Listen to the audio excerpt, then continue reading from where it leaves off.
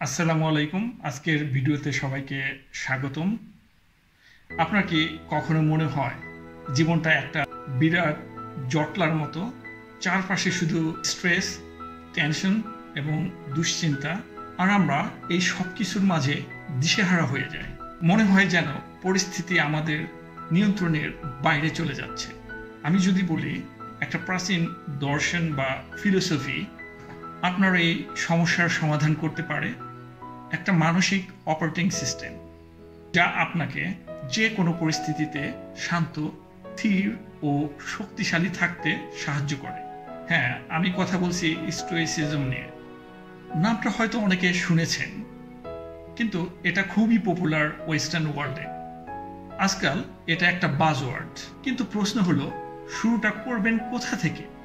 Marcus Aurelius, সেনেকা, না উইকিপিডিয়ার একটি পাতা থেকে? চিন্তা নেই, আজকের ভিডিওতে আমি আপনাকে সেই গোলকধাঁধায় হারাতে দেব না, বরং আমি স্টোইসিজমের মাস্টার কি আপনার হাতে তুলে দেব, যা দিয়ে আপনি আপনার মানসিক শান্তির দরজা খুলতে পারবেন। তাই শেষ পর্যন্ত ভিডিওটা অবশ্যই দেখুন। এই 7 থেকে 8 মিনিটের ভিডিওটা আপনার জীবনকে একটু হলেও চেঞ্জ করে দিতে পারে। চলুন 2000 বছর অতীতে ফিরে যাই। রোমান সাম্রাজ্যের সবচেয়ে ক্ষমতাশালী ব্যক্তি সম্রাট মার্কাস অরেলিয়াস। তার জীবনে এমন কোনো সমস্যা ছিল না যা আসেনি বা তিনি ফেস করেনি। ভয়ঙ্কর মহামারী, যাতে লক্ষ লক্ষ মানুষ মারা যাচ্ছে, বিধ্বংসী বন্যা, বছরের পর বছর ধরে চলা যুদ্ধ। ব্যক্তিগত জীবনেও তিনি শান্তিতে ছিলেন না। নিজের একাধিক সন্তানকে তিনি তার চোখের সামনে মারা যেতে দেখেছেন। শারীরিক অসুস্থতা ছিল, বিশ্বাসঘাতকতার শিকার হয়েছিলেন, একটার পর একটা বিপর্যয়। যে কোনো সাধারণ মানুষ এই পরিস্থিতিতে ভেঙে পড়ত।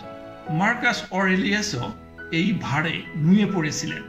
তিনি তার ডায়েরি, যা আজ মেডিটেশন নামে পরিচিত, এখানে লিখেছেন, এটা দুর্ভাগ্যজনক যে এটা ঘটল, কিন্তু পরের মুহূর্তেই নিজেকে শুধরে নিলেন। তিনি লিখলেন, না, এটা সৌভাগ্যের বিষয়, এটা আমার সাথেই ঘটেছে, কারণ এই ঘটনার পরও আমি অবিচল থাকতে পারছি। বর্তমান আমাকে ভাঙতে পারছে না, আর ভবিষ্যৎ আমাকে ভয় দেখাতে পারছে না। বন্ধুরা, এটা হলো স্টোইসিজমের সবচেয়ে প্রথম এবং শক্তিশালী শিক্ষা। অবস্টাকল ইজ দ্য ওয়ে, বাধাই পথ।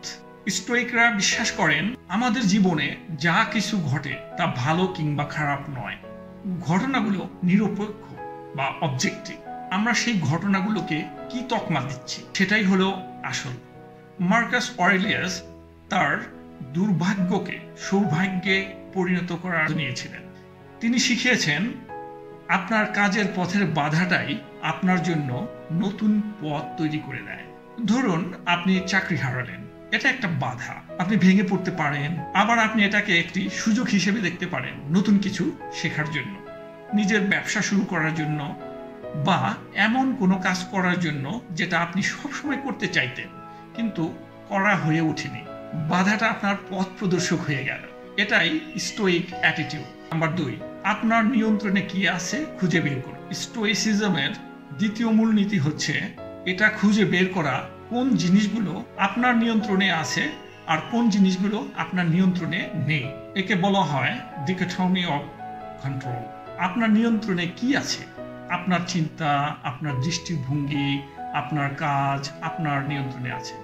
আর আপনার নিয়ন্ত্রণে কি নেই?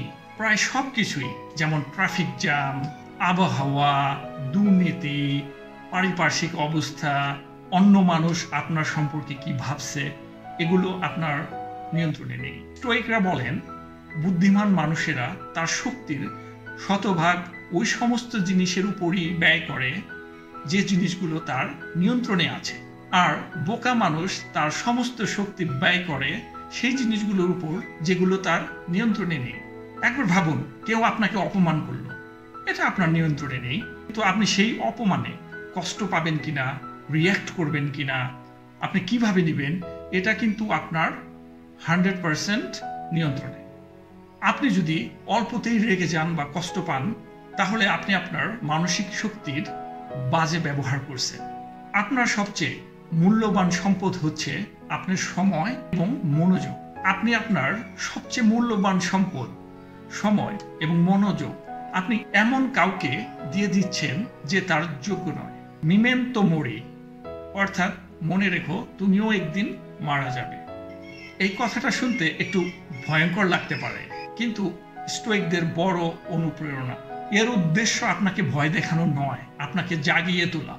ইতিহাসের সবচেয়ে বড় বিজেতা আলেকজান্ডার দ্য গ্রেট সারা বিশ্ব জয় করেছিলেন, কিন্তু তার মৃত্যুর পর তার জন্য ছোট্ট একটা কফিনই যথেষ্ট ছিল। আমাদের কেউই আমাদের বাড়ি, খ্যাতি, যশ, ক্ষমতা সাথে নিয়ে যেতে পারবো না। এই চিন্তাটা আমাদের দুটো জিনিস দেয়। এক, আর্জেন্সি বা তাগিদ। আমাদের সময় সীমিত, তাই ছোটখাটো বিষয়, ঝগড়া, অহংকার এসব নিয়ে সময় নষ্ট করা বুদ্ধিমানের কাজ নয়। যা গুরুত্বপূর্ণ তাই করুন। নাম্বার 2, হিউমিলিটি বা নম্রতা। আমরা যতই বড় হই না কেন, যতই সফল হই না কেন, আমরা কেউই অমর নই। এই চিন্তা আমাদের মাটির কাছাকাছি রাখে। তো এই সব দারুণ দারুণ আইডিয়াগুলো কিভাবে আপনার জীবনে কাজে লাগাবেন? উত্তরটা খুবই সহজ, জার্নালিং বা ডায়েরি করার মাধ্যমে। মার্কাস অরেলিয়াসের বিখ্যাত বই মেডিটেশনস কোনো লিখিত বই ছিল না, ওটা ছিল ব্যক্তিগত ডায়েরি। তিনি প্রতিদিন রাতে নিজের জন্য লিখতেন। বিখ্যাত স্টোইক সেনেকা বলতেন, প্রতিটি দিনকে পর্যালোচনা করার জন্য দাঁড় করাও। রাতে ঘুমানোর আগে 5 মিনিট সময় নিন। নিজেকে জিজ্ঞাসা করুন, আজকে আমি কোথায় সঠিক কাজ করেছি, কোথায় আমি আমার নীতি থেকে দূরে সরে গেছি, কালকে আমি কিভাবে নিজেকে আরেকটু উন্নতি করতে পারি। এই ডায়েরিটা আর কারোর জন্য নয়, শুধুই আপনার জন্য। এই প্রক্রিয়াটাই আপনাকে আত্মসচেতন এবং মানসিকভাবে শক্তিশালী করে তুলবে। স্টোইসিজম মানে আবেগহীন পাথরের মতো হয়ে যাওয়া নয়। এর মানে হলো আবেগের দাস না হওয়া, ঝড়ের মাঝেও নিজের ভেতর একটা শান্ত আশ্রয় খুঁজে পাওয়া। এটা এমন একটা দর্শন যেটা আপনাকে শিখাবে কিভাবে বাধার মধ্যে সুযোগ খুঁজতে হয়, কিভাবে নিজের শক্তি সঠিক জায়গায় ব্যবহার করতে হয় এবং কিভাবে জীবনের প্রতিটি মুহূর্তকে গুরুত্ব দিয়ে বাঁচতে হয়। আশা করি স্টোইসিজমের এই প্রাথমিক আইডিয়া বা ধারণাগুলো আপনাদের ভালো লেগেছে। যদি ভিডিওটা আপনাদের কোনো উপকারে এসে থাকে তাহলে অবশ্যই একটা লাইক দিন, আর কমেন্টে আমাকে জানান আইডিয়াগুলোর মধ্যে কোনটা আপনার কাছে সবচেয়ে শক্তিশালী মনে হয়েছে। The obstacle is the way, বাধাই পথ, ডিকোটমি অফ কন্ট্রোল, বা কোন জিনিসগুলো আপনার নিয়ন্ত্রণে আছে আর কোন জিনিসগুলো আপনার নিয়ন্ত্রণে নাই সেগুলো ফিগার আউট করা, নাকি মেমেন্টো মোরি, অর্থাৎ মনে রেখো তোমাকেও একদিন মরতে হবে। এই 3টি আইডিয়ার মধ্যে কোনটা আপনার সবচেয়ে বেশি ভালো লেগেছে? এই চ্যানেলে আমি এইরকম জীবন বদলে দেওয়ার মতো আইডিয়া নিয়ে আলোচনা করে থাকি, তাই চ্যানেলটি সাবস্ক্রাইব করতে ভুলবেন না। দেখা হবে পরের কোনো ভিডিওতে।